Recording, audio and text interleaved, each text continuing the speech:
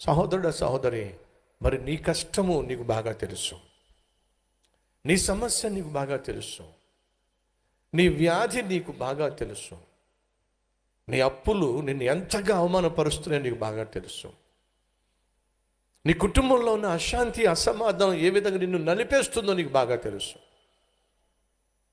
చేతికొచ్చిన బిడ్డలు చేజారిపోతున్నప్పుడు నీ గుండె ఎలా అవిసిపోతుందో నీకు బాగా తెలుసు. పెళ్ళిడు వచ్చినటువంటి కూతురు చక్కగా పెళ్లి చేసుకొని కాపురానికి వెళితే ఎంత సంతోషిస్తుందో, అలాంటి అమ్మాయి పెళ్లి కాకుండా నీ ఇంట్లో ఉన్నప్పుడు నీ గుండె ఎంత బరువుగా ఉంటుందో నీకు బాగా తెలుసు. పెళ్ళై 5 సంవత్సరాలైనా 10 సంవత్సరాలైనా నీ ఒడిలో ఒక బిడ్డ లేక, నీ ఇంట్లో బిడ్డలు తిరగక ఇల్లంతా బోసిపోయి ఉంటే అది ఎంత నరకంగా ఉంటుందో బిడ్డలు లేనటువంటి నీకు బాగా తెలుసు.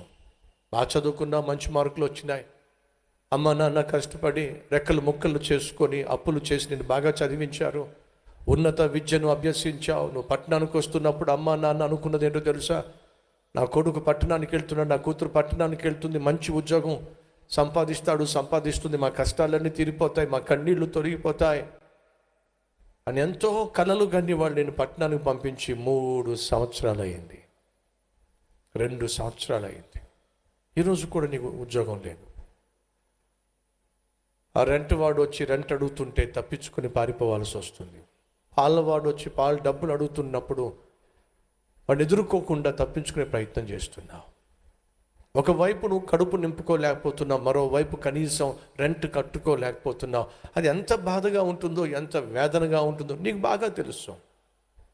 ఇన్ని సమస్యల గుండా వెళుతున్న నా సహోదరి సహోదరుడు, నీ జీవితంలో ఈ సమస్యలు సమసిపోవాలంటే ఒకే ఒక్క ఆధారం, నా ప్రభు నిన్ను దర్శించి కనికరించి ఓ అద్భుతము, చెప్పండి, ఓ అద్భుతము చేయాలి.